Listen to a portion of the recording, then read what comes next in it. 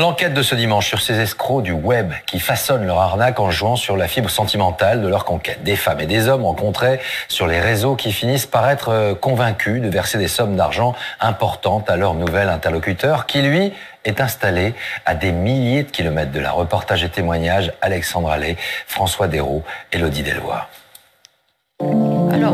À 80 ans, elle est tombée éperdument amoureuse. Quand il me relançait, j'avais toujours le palpitant qui cognait. Hein. Ah oui, comme une gamine. Je lui ai dit qu'il avait réveillé en moi quelque chose que j'avais enfoui depuis des années. Cet homme, c'est lui, un certain Laurent, de 10 ans de moins qu'elle. Une rencontre virtuelle.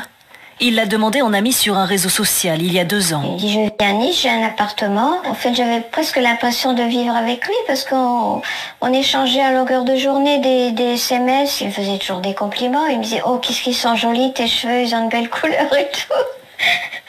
Il me disait des fois, passe ta main dans les cheveux. Moi, je passais ma main dans les cheveux. Elle ne le rencontre jamais en vrai.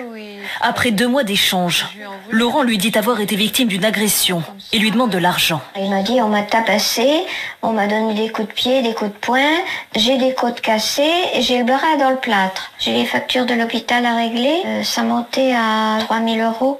Elle lui fait plusieurs virements, mais ça ne suffit jamais. Des fois, je me dis... Pour finaliser tout ça, il lui fallait encore 10 000 €. Sa banque alerte alors ses proches.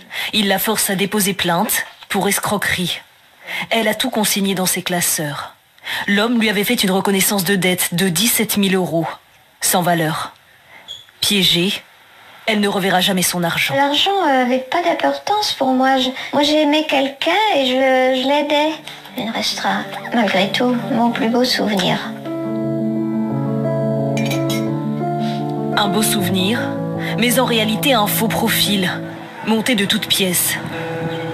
À plus de 4000 km de là, à Abidjan. C'est ici que nous avons rencontré ces cyber-arnaqueurs, spécialisés dans ce que l'on appelle l'arnaque au sentiment. Dans l'anonymat des cybercafés, ils cherchent à entrer dans l'intimité de leurs victimes. Eh bien, je vais lui dire, je m'apprête à aller me doucher. Voilà. Mais il le sent bien parce qu'il répond rapidement. Il envoie, d'être très attaché. Cet Ivoirien discute nuit et jour avec des personnes en manque d'affection.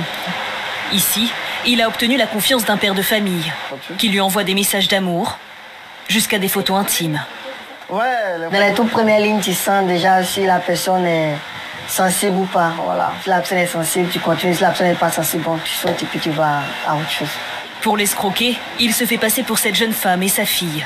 Là, c'est ma fille qui est là. Voilà. En fait, c'est avec elle que je fais assez d'arnaques. Donc, elle est malade ou soit elle a un problème scolaire. Le côté enfant, c'est sentimental, voilà. Ces cyberarnaqueurs sont surnommés les brouteurs, en référence à des moutons qui se nourrissent sans faire d'efforts. Car l'arnaque est rentable.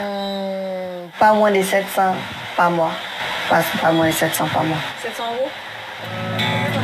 €? Soit plus de 3 fois le salaire mensuel moyen estimé ici. La Côte d'Ivoire compte parmi les 20 pays les plus pauvres au monde. Les sommes en jeu, liées à ces arnaques, peuvent être astronomiques. Cet autre brouteur a soutiré pas moins de 100 000 € à l'une de ses victimes, qu'il séduit depuis 5 ans. Il ne m'a jamais vu, jamais entendu. Quelqu'un qui n'a plus de maison, c'est qu'il n'a plus rien, c'est fini. Tu lui as tout pris? Tout. Pour duper ses victimes, il use de nombreuses techniques.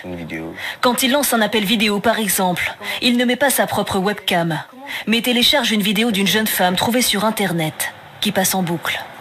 Avant de lancer l'appel, je viens là, je place la vidéo. C'est comme si moi je n'apparais plus là.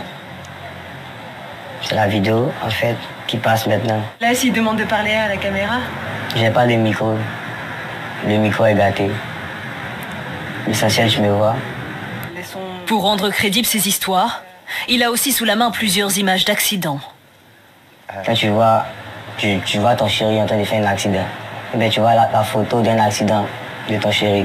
Tu es toujours choqué. Tu te demandes même de l'argent pour les soins, pour les frais médicaux, tout. Il faut être intelligent pour être un brouteur. Ouais.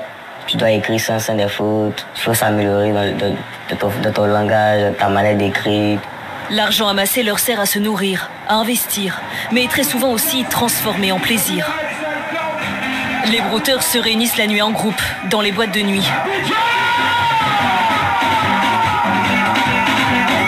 Bouteilles de champagne, cigares. Ils dépensent sans compter l'argent escroqué. Symbole ultime de réussite sociale. Les autorités ivoiriennes sont gênées par cette réputation de pays du broutage. Elles assurent tout mettre en œuvre pour lutter contre ces cyberarnaqueurs. Mais du côté français, on dénonce un manque de coopération et d'efficacité.